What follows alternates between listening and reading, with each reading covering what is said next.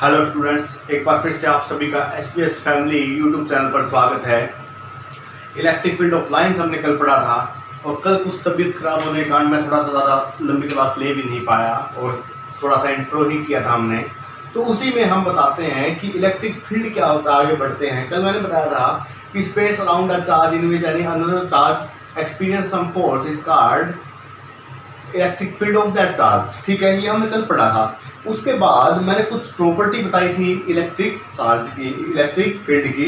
तो उसमें मैंने कुछ चीज़ें बताई थी कि कैसे पॉजिटिव चार्ज जो होता है उससे आउटवर्ड निकलती है और नेगेटिव चार्ज होता है उस पर इनवर्ड जाती है। तो पढ़ते हैं कि कल हमने किया था कि पॉजिटिव चार्ज, आप साथ के साथ नोट कर लेना कि पॉजिटिव चार्ज पर जो फील्ड ऑफ लाइन है वो आउटवर्ड निकलती है, मतलब, और नेगेटिव पर इनवर्ड। ठीक है, तो हम कह सकते हैं कि आइसोलेटेड चार्ज के केस में हमेशा जो फील्ड ऑफ लाइन होगी पॉजिटिव केस में आउटवर्ड होगी और नेगेटिव के केस में इनवर्ड होगी। तो ये जो सिमेट्री है इसकी, ये सिमेट्री कैसी है, ये जो सिमेट्री की बात करें इसकी सिमेट्री कैसी है, इसमें सिमेट्री है स्फेरिकल। ठीक है, और 3 डायमेंशन में ये जो इसकी सिमेट्री है हम यूज कर रहे हैं। देखिए, अगर मैं इसको एक पॉइंट चार्ज मानता हूं तो यहाँ से भी लाइन पॉजिटिव पॉइंट चार्ज है, यहाँ से भी निकलेगी, यहाँ से भी निकलेगी, यहाँ से भी निकलेगी, इधर से भी, और चारों तरफ से निकलेगी। तो एक स्फेरिकल सिमेट्री बना रही है और 3D में बन रही है। तो इसका मतलब हम कह सकते हैं कि आइसोलेटेड चार्ज के अंदर जो सिमेट्री होती है वो स्फेरिकल होती है। इसे बोलते हैं रेडियली आउटवर्ड और इसे बोलते हैं रेडिकली इनवर्ड।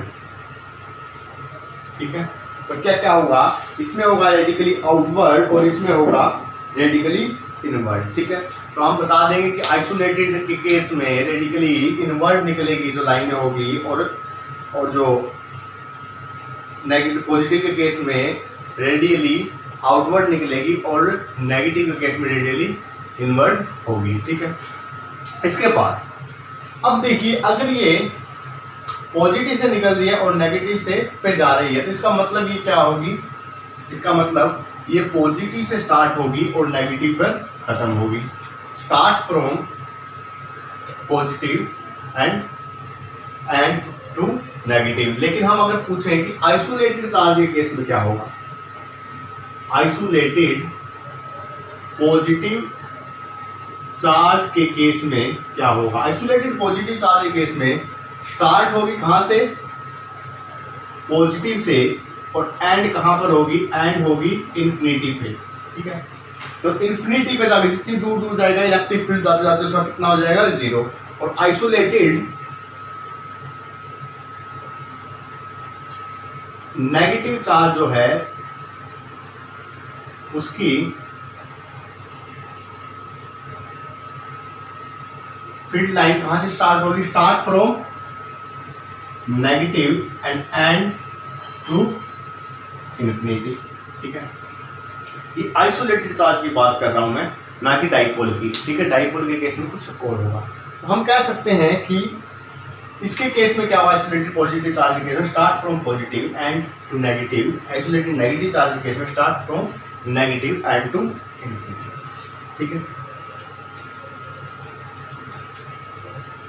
अब चलते हैं डाइपोल के केस में। डाइपोल क्या होता है, आगे मैं पढ़ाऊंगी आपको टॉपिक का। डाइपोल का मतलब क्या होता है, डाइपोल होता है कि दो सिमिलर चार्ज अपोजिट, दो सिमिलर और अपोजिट, इसे बोलते हैं डाइपोल। तो डाइपोल में अगर मैं बनाऊं कि एक मैंने बना लिया पॉजिटिव चार्ज और एक बनाया नेगेटिव चार्ज, तो क्या होगा,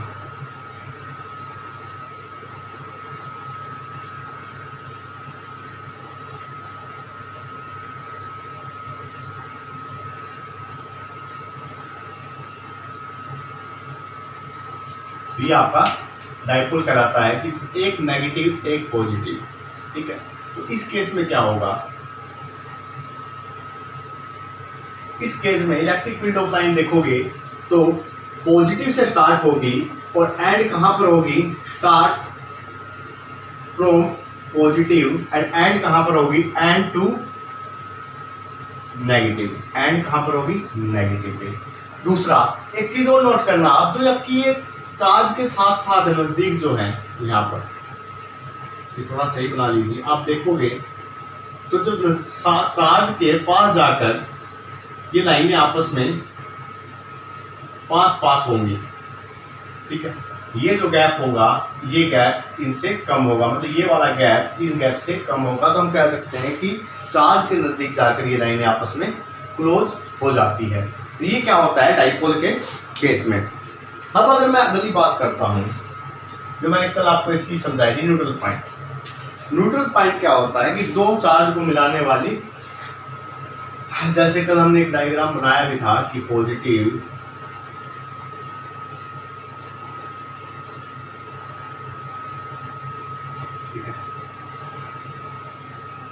पॉजिटिव और यहाँ भी पॉजिटिव चार्ज लें,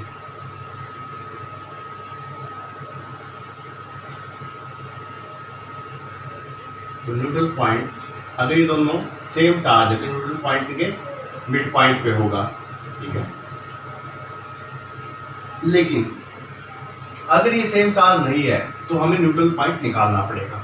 अगर मैं सीधा बताऊं आपको डायरेक्टली कि 5 माइक्रो कूलम और इस पर चार्ज है 2 माइक्रो कूलम, तो जो आपका न्यूट्रल पॉइंट होगा वो किसके नजदीक होगा, आपका न्यूट्रल पॉइंट इसके नजदीक होगा, किसके, 2 माइक्रो कूलम, तो ये होगा आपका न्यूट्रल पॉइंट। क्योंकि 5 माइक्रो कूलम का जो फील्ड होगा वो 2 माइक्रो कूलम से ज़्यादा होगा, तो इसलिए इसका जो न्यूट्रल पॉइंट होगा इन दोनों के बीच का वो उसकी साइड आएगा। तो आप ध्यान रखना, न्यूमेरिकल करते वक्त हम इस चीज़ का प्रयोग भी करेंगे, ठीक है। इसके बाद आता है यूनिफॉर्म इलेक्ट्रिक फील्ड।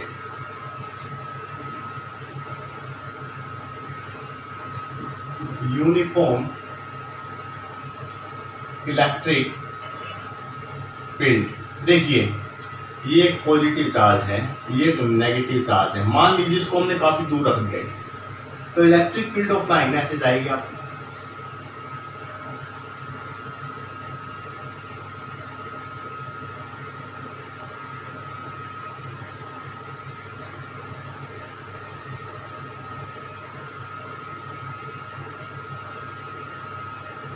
ठीक है।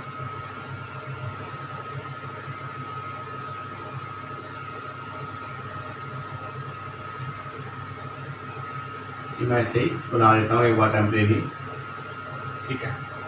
तो यहाँ से देखिए यूनिफॉर्म इलेक्ट्रिक फील्ड में क्या होगा, देखिए ये पार्ट है, ये पार्ट, क्योंकि ये स्ट्रेट लाइन शो कर रही है, तो इसका मतलब यूनिफॉर्म इलेक्ट्रिक फील्ड हम स्ट्रेट लाइन की फॉर्म में ले लेते हैं, जिनके बीच में स्पेस बराबर होता है, तो इसे कहते हैं हम यूनिफॉर्म इलेक्ट्रिक फील्ड। हमने यहीं से निकाला है, दो डाइपोल चार्ज होते हैं उन्हीं से ही हमने ये यूनिफॉर्म इलेक्ट्रिक फील्ड को के अंदर, तो देखिए नोट कीजिए कुछ चीजें। यूनिफॉर्म इलेक्ट्रिक फील्ड के अंदर ये है कि अब हम बात करेंगे कि पॉजिटिव चार्ज पर जो फोर्स लगता है उसकी डायरेक्शन क्या होगी। देखिए सबसे पहले कल जो हमने बताया था कि जो टेस्ट चार्ज होता है, जो टेस्ट चार्ज होता है वो आपको इलेक्ट्रिक फोर्स ऑफ लाइन की डायरेक्शन बताएगा। कैसे बताएगा, इस लैंग्वेज से या इस बात से ये कहीं भी क्लियर नहीं होता कि डिपेंड करता है पॉजिटिव टेस्ट चार्ज पर इलेक्ट्रिक फील्ड। इलेक्ट्रिक फील्ड हमेशा डिपेंड करता है सोर्स चार्ज पर। एक बात तो ये है कि सोर्स चार्ज कैसा है, लेकिन जब हम टेस्ट चार्ज पॉजिटिव रखेंगे तो उस पर लगने वाले फोर्स की डायरेक्शन और टेस्ट चार्ज की डायरेक्शन एक जैसी होगी, मतलब एक होगी। लेकिन जब हम टेस्ट चार्ज की जगह पे नेगेटिव चार्ज रखते हैं पॉजिटिव की बजाय, तो वहां पर जो इलेक्ट्रिक फील्ड की डायरेक्शन होगी वो क्या होगी, आपकी उसके अपोजिट होगी। कैसे, देखिए ये आपका पॉजिटिव चार्ज है, इसके सामने हमने रखा पॉजिटिव टेस्ट चार्ज Q0, ठीक है, ये आपका Q। तो यहाँ पर इलेक्ट्रिक फील्ड की डायरेक्शन देखें तो इसके ऊपर फील्ड जो लगेगा तो ये चार्ज इधर जाएगा, रिपल्सन एक बार, और इलेक्ट्रिक फील्ड की डायरेक्शन भी क्या होगी, यही होगी। तो फोर्स भी इसी डायरेक्शन में लग रहा है और इलेक्ट्रिक फील्ड भी इसी डायरेक्शन में लग रहा है। लेकिन अगर मैं इस टेस्ट चार्ज की जगह पे नेगेटिव चार्ज रख दूं, टेस्ट चार्ज की जगह पे कौन सा चार्ज रखूं, नेगेटिव, तो ये चार्ज अट्रैक्शन के कारण इधर आएगा, तो फोर्स कहाँ लग रहा है, इधर। लेकिन इसके अपोजिट होगी इसकी इलेक्ट्रिक फील्ड की डायरेक्शन।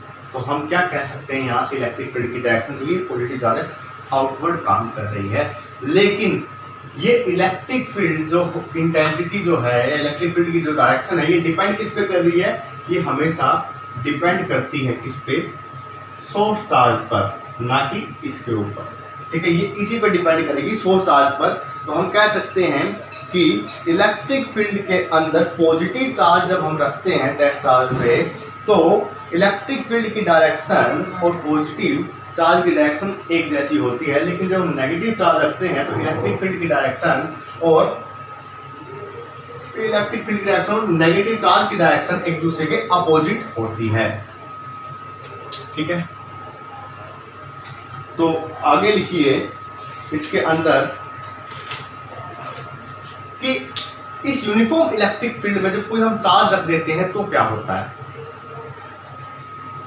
यूनिफॉर्म इलेक्ट्रिक फील्ड में जब हमने मान लीजिए टेस्ट चार्ज रखा, ठीक है, तो इस पे जो फोर्स लगेगा, इस पे लगने वाला फोर्स किसके बराबर होता है, इस पे लगने वाला फोर्स होता है Q नॉट E के बराबर। इलेक्ट्रिक फील्ड में जब हम टेस्ट चार्ज Q नॉट रखते हैं तो इस पे लगने वाला फोर्स Q नॉट E के बराबर। इलेक्ट्रिक फील्ड की इलेक्ट्रिक फील्ड इंटेंसिटी बात एक ही है, कुछ अलग नहीं। मैं बार बार इलेक्ट्रिक फील्ड बोल रहा हूँ, यही मतलब है इसका, कहीं आप कंफ्यूज होता। तो force equal to Q naught E। तो यहां से मैं E की वैल्यू निकालूं तो E की वैल्यू आ जाएगी F बाय Q नॉट।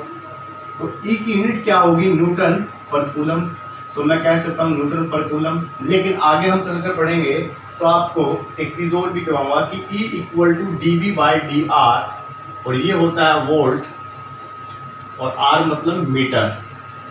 तो हम ये भी कह सकते हैं E की यूनिट होती है वोल्ट पर मीटर, वोल्ट पर मीटर भी इसकी यूनिट होगी। ठीक है, तो लिखिए कुछ लाइनें कि electric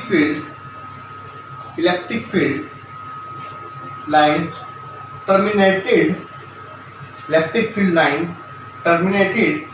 at negative and start from positive। ये सबसे पहली लाइन आपने लिख भी ली है। ठीक है, it is continuous and smooth curve, not form a closed loop। ये आपकी बुक में भी लिखा हुआ है, continuous and smooth curve not form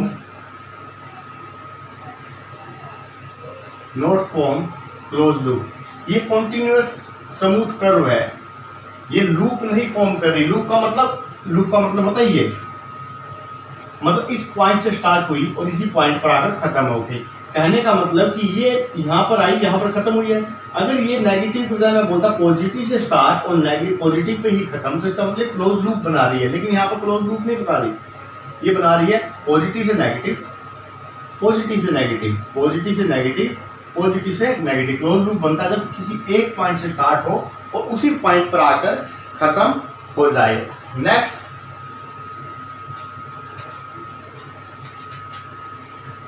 एक और लिखिए आप, electric force always tangential to the field of line. Electric force always tangential to the field of line. कैसे, मान लीजिए field of line, electric force की डायरेक्शन क्या होगी, ये डायरेक्शन होगी। यहाँ पर अगर आप फोर्स की डायरेक्शन निकालो तो ये डायरेक्शन आपकी फोर्स की आएगी। तो अगर हमेशा टेंजेंशियल है तो electric force of line do not intersect each other, मतलब ये दोनों लाइनें कभी भी आपस में इंटरसेक्ट नहीं करेगी। इंटरसेक्ट नहीं करेगी तो मतलब कि अगर इसने इंटरसेक्ट किया तो इसकी एक लाइन ये बनेगी टेंजेंशियल, तो इसकी एक लाइन ये बनेगी, तो ये भी फोर्स और ये भी फोर्स। किसी एक पॉइंट पर दो डायरेक्शन फोर्स की कभी भी नहीं हो सकती, तो ये कभी भी आपस में एक दूसरे को कट नहीं करेगी। तो नेक्स्ट चलते हैं,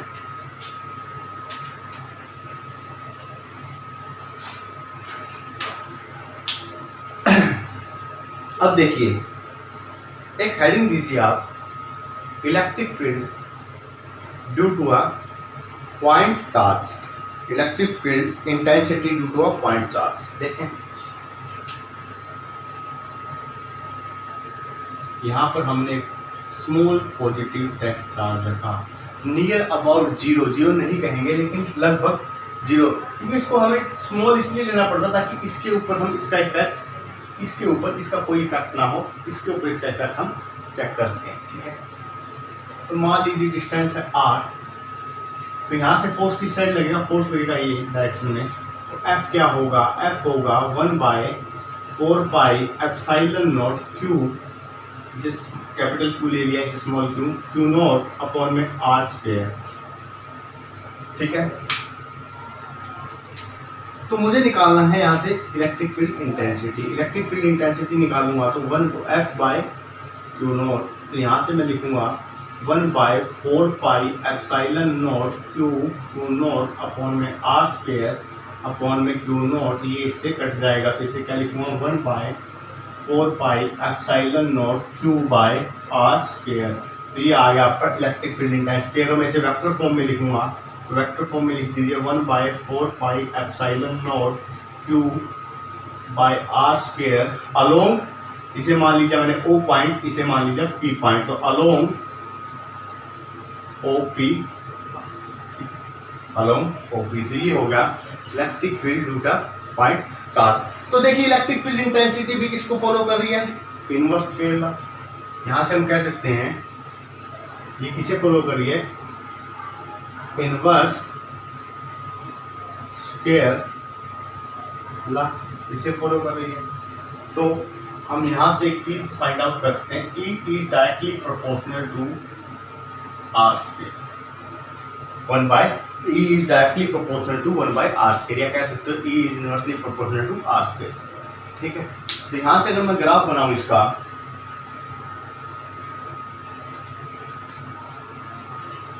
ग्राफ अगर हम बनाएं तो ग्राफ कैसा बनेगा, ये r, ये E, तो ग्राफ बनेगा आपका ये। ठीक है, तो ये क्या कहना चाहता है, ये कहना चाहता है कि अगर डिस्टेंस हमने 2 बढ़ा दी तो इंटेंसिटी 1/4 में कम होगी, मतलब 1/4 गुना कम हो जाएगी। अगर हमने डिस्टेंस 3 टाइम्स कर दी तो जो इंटेंसिटी है वो 1/9 टाइम डिक्रीज होगी। तो देखिए यहाँ से जैसे जैसे r बढ़ रही है आपकी इलेक्ट्रिक फील्ड इंटेंसिटी कम हो रही है, लेकिन यहाँ पर हमने बिल्कुल जीरो नहीं की, क्योंकि इसका मतलब क्या है कि आगे इन्फिनिटी पे जाके जीरो हो जाएगी, इन्फिनिटी पे जाके इसका स्पेस बहुत ज़्यादा हो जाएगा, इसका फील्ड खत्म हो जाएगा, तो वहाँ पर जाके जीरो हो जाएगी। ठीक है, तो एक आपका इक्वल टू 1/r³ भी आएगा, वो हम आगे करेंगे, तो आप इसको नोट कर लीजिए तब तक के लिए।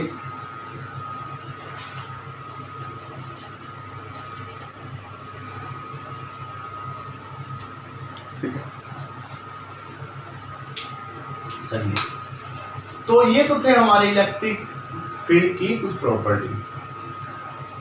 इसके बाद जो इस ग्राफ का हम यूज करते हैं, E is directly proportional to r³ 1/r³, या E is directly proportional 1/r³, inversely proportional to r³ और डायरेक्टली प्रोपोर्शनल टू 1/r³। तो इसका मतलब कि r³ कहाँ पर यूज होगा, इलेक्ट्रिक डाइपोल में हम r³ के फॉर्मूले को यूज करेंगे, क्योंकि जो r= E directly proportional to 1/r³ जहाँ होगा वहाँ पर इलेक्ट्रिक डाइपोल का केस होगा, वो हम आगे पढ़ेंगे। अब इसके बाद 3 केस नेक्स्ट है कि चार्ज डिस्ट्रीब्यूशन में इलेक्ट्रिक फील्ड इंटेंसिटी क्या होगी। तो मैं फटाफट से करवा देता हूँ, क्योंकि मैंने फोर्स के अंदर जो आपको चार्ज डिस्ट्रीब्यूशन करवाया था वैसा ही है सेम, सिर्फ आपको वहां से क्या करना है,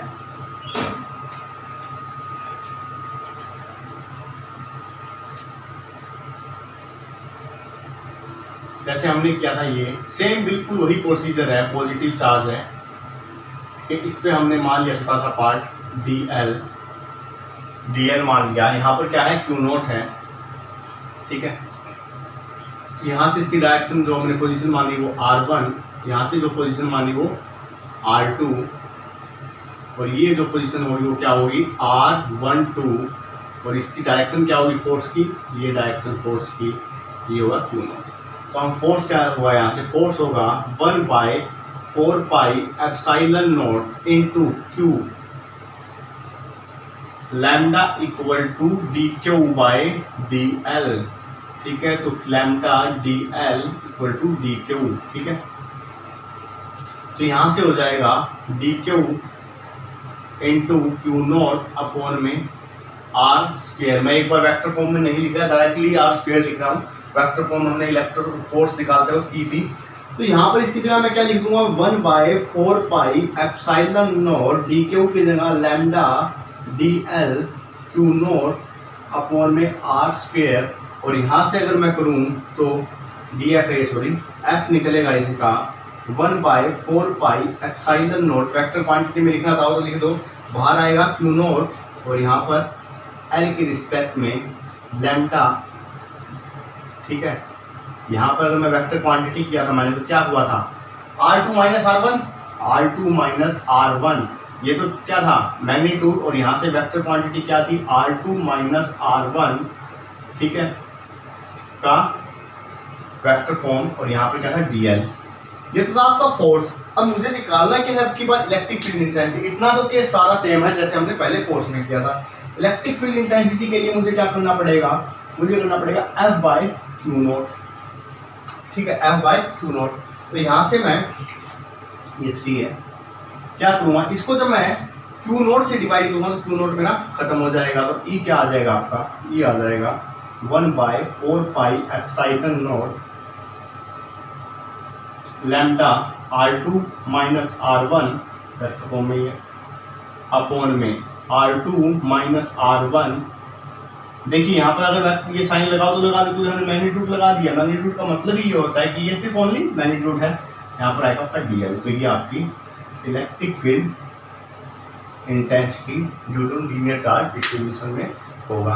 तो इसके दो जो नेक्स्ट पार्ट है वो आप खुद करके दिखाओगे, और खुद करके आप मेरे पास भेजना भी, सेंड करना नंबर पे, क्योंकि ये आपका होमवर्क ही है। एक तो सरफेस चार्ज डिस्ट्रीब्यूशन, एक तीसरा volumetric charge distribution. Next class में हम इसके कुछ और केस करेंगे, और मैं बता दूं कि एग्जाम से पहले हम एक स्पेशल क्लास न्यूमेरिकल की लगाएंगे, जिसमें आपको जितने भी न्यूमेरिकल इस चैप्टर से बनते हैं वो प्रैक्टिस करेंगे। तब तक के लिए आप इसको कीजिए। Thank you.